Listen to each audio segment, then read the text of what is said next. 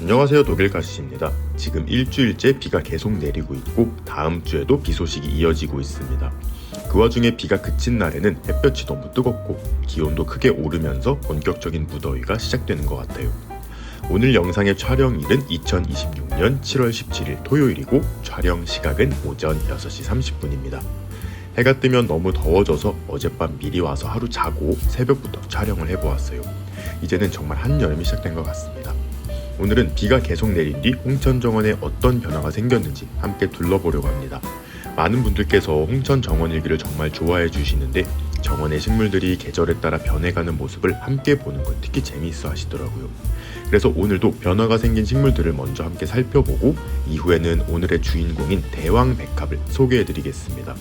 그리고 백합은 꽃이 진 뒤에 꼭 해주면 좋은 관리법이 있고 반대로 절대 하지 말아야 할 것도 있거든요.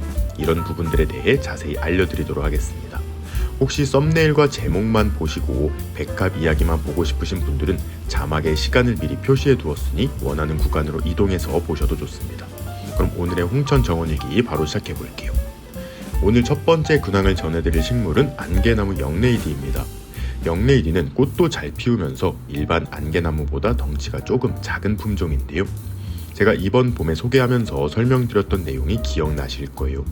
일반 안개나무는 대부분 전년도에 만들어진 꽃눈에서 꽃을 피우지만 영레이디는 매년 새로 자란 가지에서도 계속 꽃을 보여주는 특징이 있다고 말씀드렸었죠.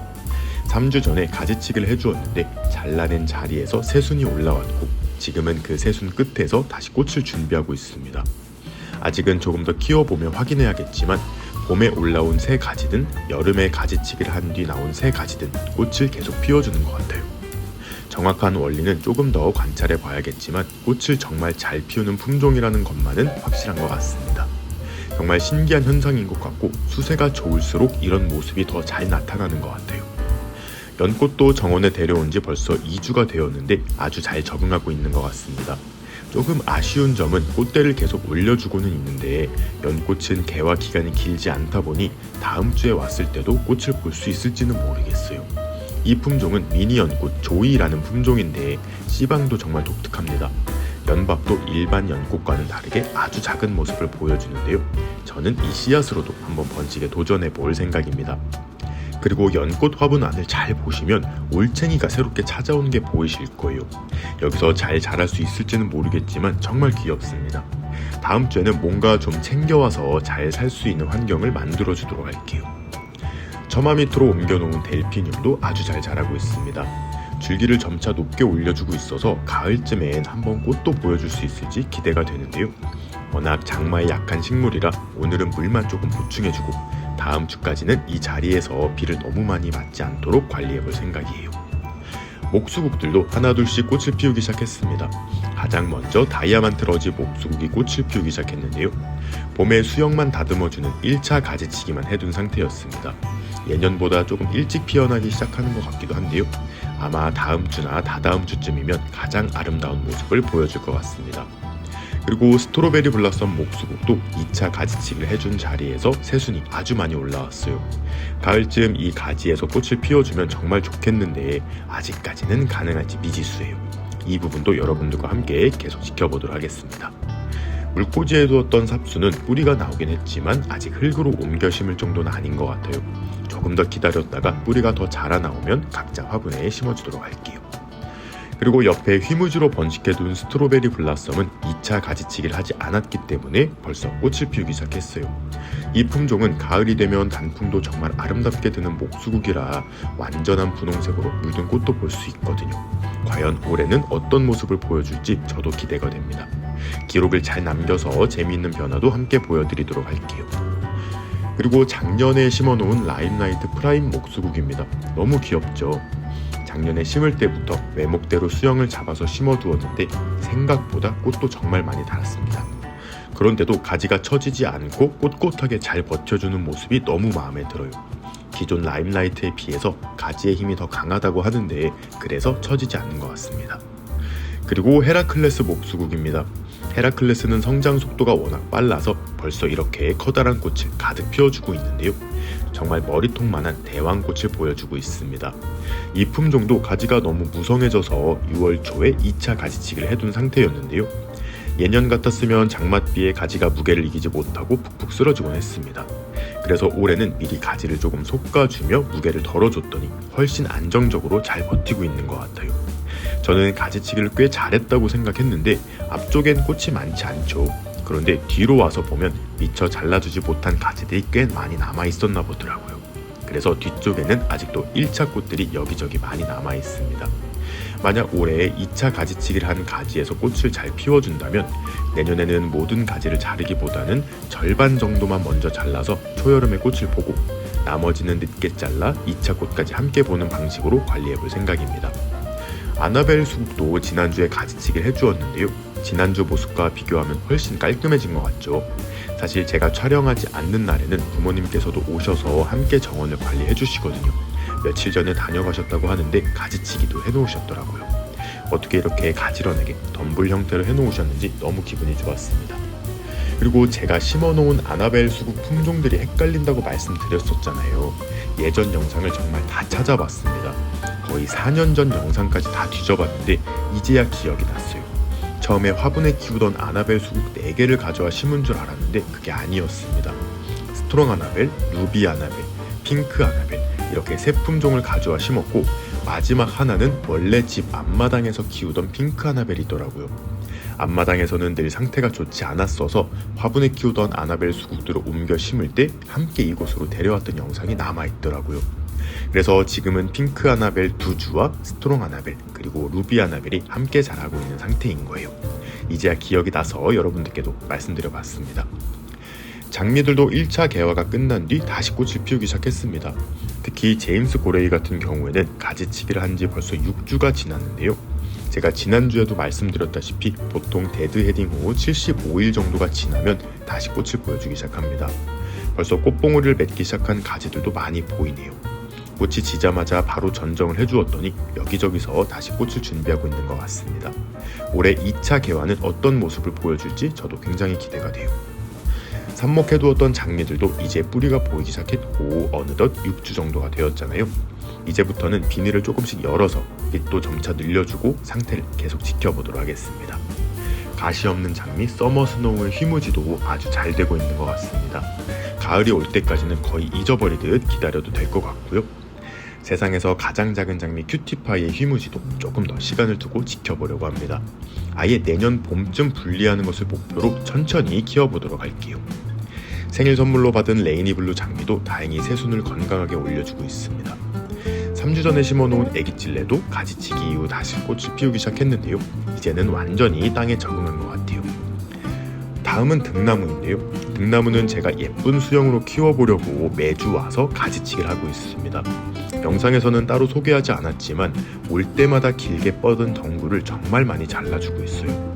이렇게 꾸준히 관리해주면 훨씬 보기 좋은 수영으로 키울 수가 있거든요. 등나무의 내년 모습도 정말 기대가 됩니다.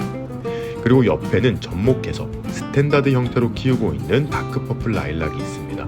올해는 정말 너무 잘 자라서 수영이 조금 흐트러질 정도인데요. 꽃이 진 직후 가지치기를 해주었더니 새 가지가 엄청 많이 올라왔고 이 가지 끝에서 내년에 피울 꽃눈이 만들어질 예정입니다. 수세가 너무 좋아졌기 때문에 내년에는 꽃이 진 뒤 한 번 가지치기를 하고 한 달 정도 뒤에 한 번 더 다듬어서 조금 더 풍성하고 균형 잡힌 수영으로 만들어 볼 생각이에요. 그리고 가장 걱정이 많았던 토종 흰 진달래입니다. 3년 전 생일 선물로 받은 나무인데 그동안은 매년 성장이 너무 더뎌서 걱정이 많았어요.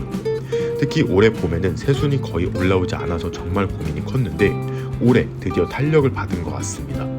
노지에 심은 지 3년차가 되었는데 이제서야 힘을 받기 시작하면서 정말 잘 자라고 있어요. 너무 기분은 좋은데 갑자기 새순이 많아지다 보니 가지 하나가 비바람에 쓰러질 것 같더라고요. 그래서 오늘은 이 가지를 살짝 묶어서 안정감 있게 고정도 해주었습니다. 2주 전쯤 심어놓은 아틀란티스입니다. 1년 정도 식물 등 아래에서 키우다가 옮겨 심었는데 확실히 땅심이 좋긴 좋은 것 같아요. 금세 자리를 잡고 쑥쑥 자라나는 모습입니다. 이렇게 길게 뻗는 가지가 생기면 땅에 살짝 눌러 고정해두기만 해도 그 자리에서 금방 뿌리를 내리며 번식을 하거든요. 이런 방식으로 개체수를 조금씩 늘려서 나중에는 더욱 풍성한 모습을 보여드렸으면 좋겠습니다.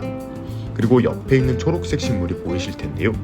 아틀란티스를 키우다 보면 이렇게 원래의 초록색으로 되돌아가는 이른바 회귀하는 가지가 가끔 생깁니다. 재작년에 재미삼아 그런 가지를 잘라 삽목해봤는데 이렇게 완전히 초록색 개체로 자라더라고요. 무늬는 없어도 잎이 굉장히 싱그럽고 예뻐서 이것만의 매력이 있는 것 같습니다. 이렇게 변이가 나타나는 모습도 함께 관찰해보면 또 다른 재미가 있는 것 같아요. 그리고 오늘의 주인공 바로 백합입니다. 정말 예쁘게 피어줬었죠. 계속 비가 내리다 보니 꽃이 이미 진 개체도 있고 아직 한창 꽃을 보여주는 개체들도 있습니다. 특히 이 키가 엄청 큰 대왕백합에 대해 질문을 정말 많이 해주셨는데요. 저도 이번에 따로 공부를 해봤습니다. 품종별로 하나씩 살펴볼게요. 가장 작은 백합부터 보면 이 아이는 겹백합인 아이샤입니다. 꽃이 활짝 피었을 때 정말 예쁜 품종인데요.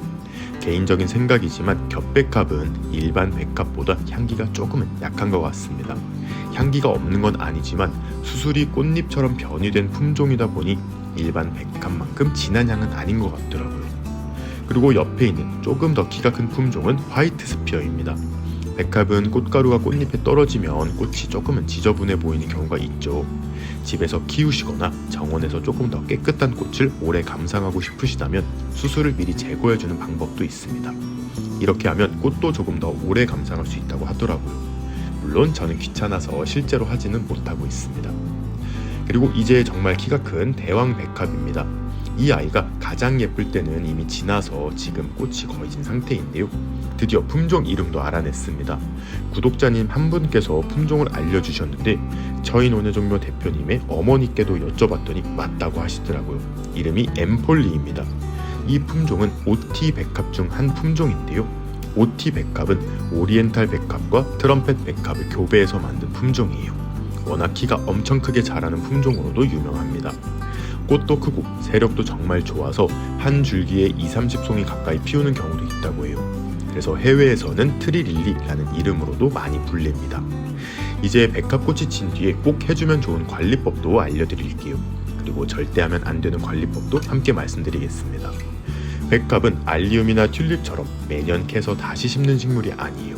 보통 한 자리에서 3년 정도 키운 뒤 포기가 많아졌을 때 분출합니다. 아무래도 새끼 자구를 많이 받고 싶으실 텐데요. 저도 이 오티 백합을 많이 번식시키고 싶어요. 그러려면 가장 중요한 것은 심는 깊이입니다. 예전에도 한번 말씀드렸지만 백합은 처음 심을 때 정말 깊게 심어야 해요. 구근 위로 흙이 20cm 정도 덮일 만큼 깊게 심어주는 것이 좋습니다. 그러면 땅에 묻혀있는 줄기에서도 뿌리를 많이 내리고 그 주변으로 새끼 자구도 훨씬 많이 만들어져요. 얕게 심으면 자구가 잘 생기지가 않습니다.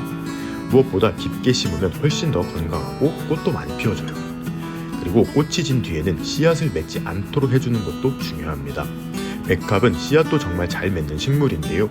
그대로 두면 씨앗을 만드는 데 에너지를 너무 많이 사용하게 됩니다. 그래서 꽃이 진 뒤에는 씨방을 제거해주는 것이 좋아요. 꽃만 따내도 되지만 여러 개체를 관리하다 보면 조금 번거롭겠죠. 그래서 저는 꽃이 달려있던 꽃대 끝부분을 이렇게 통으로 잘라주는 방법을 사용합니다. 이렇게 해주면 씨앗을 만들지 않기 때문에 광합성으로 만든 양분과 뿌리에서 흡수한 영양분을 모두 구근에 저장할 수 있어요. 그만큼 내년에는 더 크고 풍성한 꽃을 기대할 수 있습니다. 이 시기에 비료도 한번 챙겨주면 더욱 좋아요. 어떤 비료를 주어도 상관없으나 뿌리에 너무 가까이 닿지 않을 정도로 살짝만 얇게 묻어주세요. 비료까지 주고 나면 아까 잘라둔 꽃대와 꽃잎이 남게 되는데요. 저는 이 꽃대를 그냥 버리지 않고 백합 주변에 이렇게 올려두곤 합니다. 조금 잔인하게 느껴질 수도 있겠지만 식물은 결국 자신이 만들어낸 유기물이 다시 분해되면서 가장 좋은 양분이 된다고 하더라고요.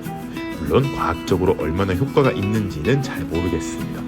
그래도 저는 이런 방식으로 자연스럽게 흙으로 돌아가도록 해주고 있는데 백합에게도 좋은 거름이 되지 않을까 하는 생각으로 해주고 있어요. 그리고 이제 정말 중요한 내용입니다. 백합을 키우면서 절대 하면 안 되는 관리법이 하나 있는데요. 꽃이 지고 나면 지저분해 보인다는 이유로 줄기를 밑둥부터 싹 잘라버리시는 분들이 생각보다 많습니다. 어차피 꽃도 끝났고 보기 싫으니까 정리를 해버리는 건데요. 이렇게 하면 내년 꽃에 정말 큰 영향을 줄 수 있습니다.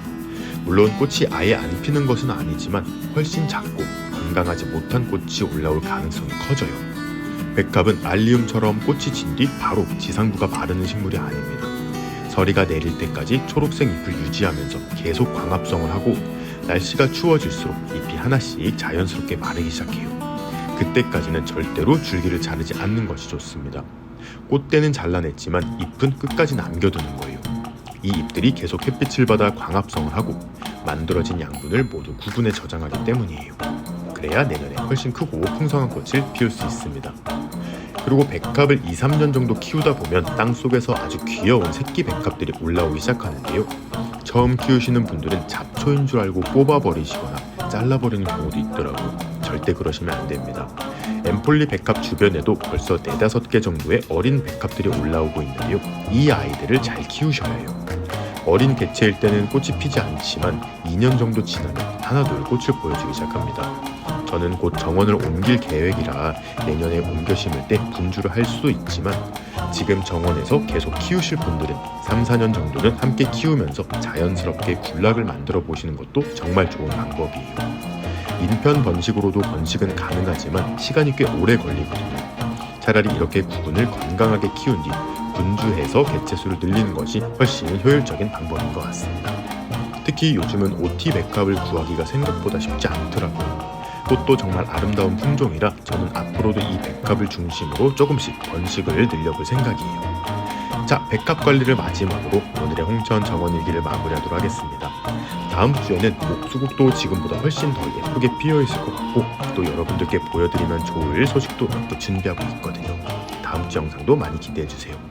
그럼 오늘도 재미있게 보셨거나 도움이 되셨다면 구독과 좋아요 그리고 알림 버튼까지 눌러주시면 감사하겠습니다. 뿅.